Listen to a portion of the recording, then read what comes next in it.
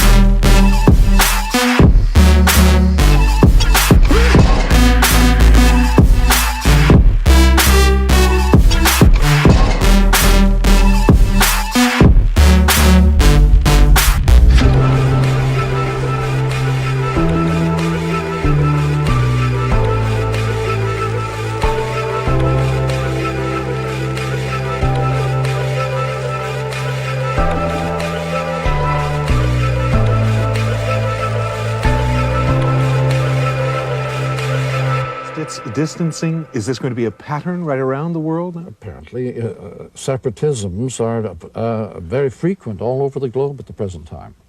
Every country in the world is loaded with regionalistic, nationalistic little groups. But in Quebec, for example, they define it as the quest for identity. Yes, all forms of violence are a quest for identity. When you live out on the frontier, you have no identity. You're a nobody. Therefore, you get very tough. You have to prove that you are somebody. Danger is closer than you think. All these tiresome thoughts I'm on the brink.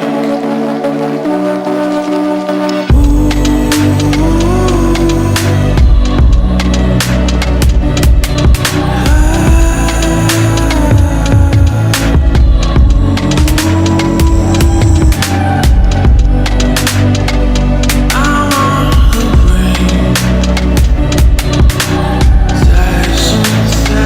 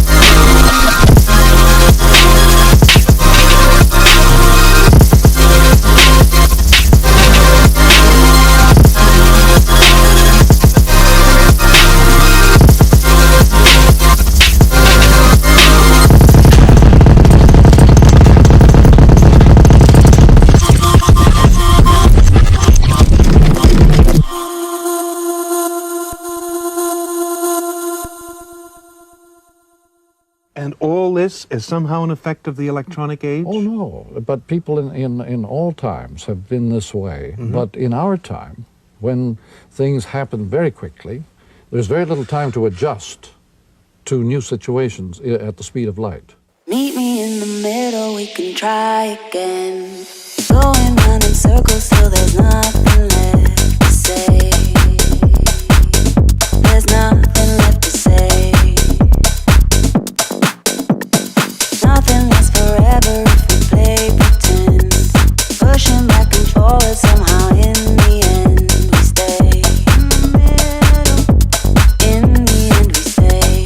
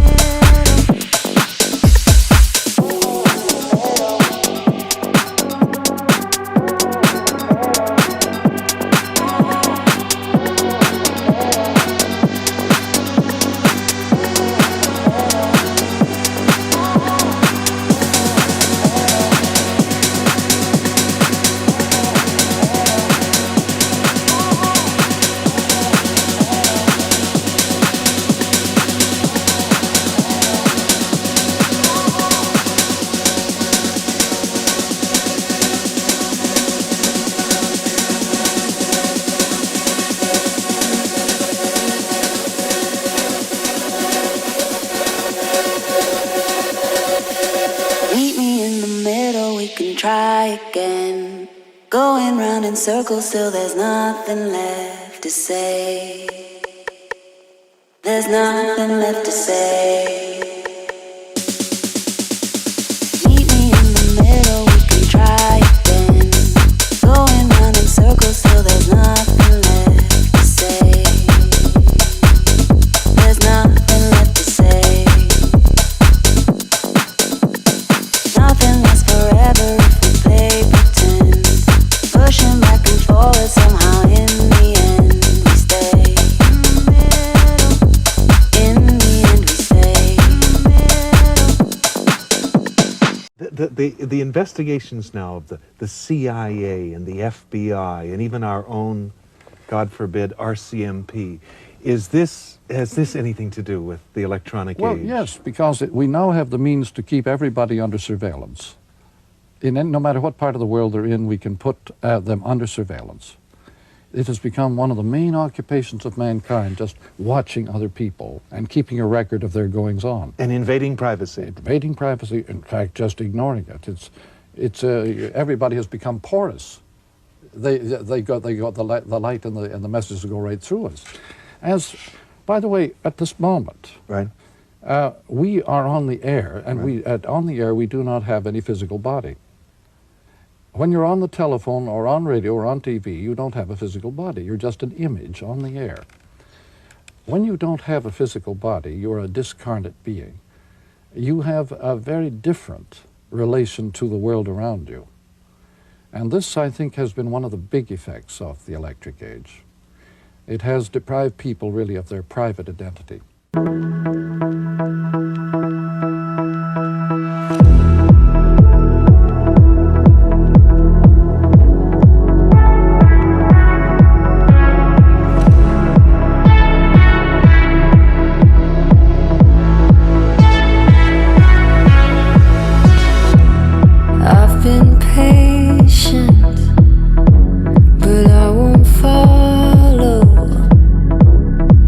Don't wanna be your friend.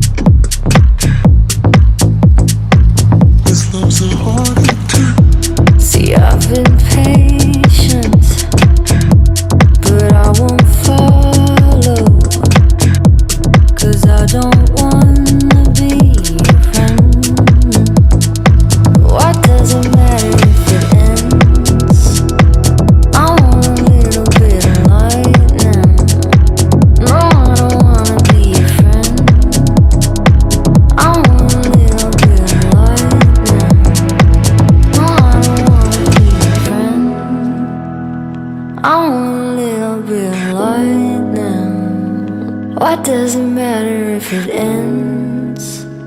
But I don't wanna live in silence. What does it matter in the end? I want a little bit of lightning. No, I don't wanna be a friend, because these feelings are violent. What does it matter in the end? This love's a heart attack. This love's a heart attack. This love's a heart attack. This love's a heart attack.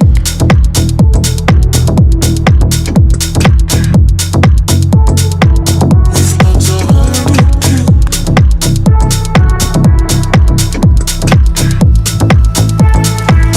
And I won't go back.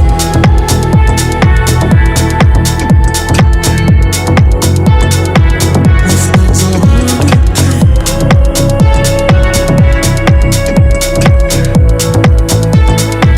This love's a heart attack.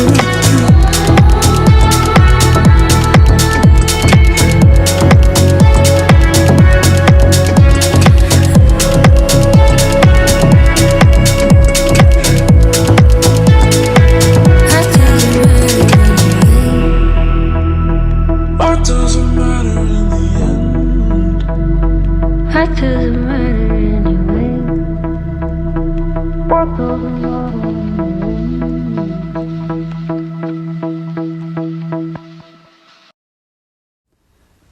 So that's what this is doing to me? Yes. Everybody tends to merge his identity with other people at the speed of light. It's called being mass man. By the way, one of the big marks of the loss of identity is nostalgia. And so revivals on all hands in every phase of life today. Revivals of clothing, of dances, of music, of shows, of everything. We live by the revival. It tells us who we are. What now briefly is this thing called media ecology? It means arranging various media to help each other so they won't cancel each other out, to buttress one medium with another. You might say, for example, that radio is a bigger help to literacy than television. Mm-hmm. But television might be a very wonderful aid to teaching languages. And so you can do some things on some media that you cannot do on others. And therefore, if you watch the whole field, you can prevent this waste that comes by one canceling the other out. In 15 seconds, I've got one question for you. How Yeah. much television do you watch? Whenever I get a chance. Just not too often.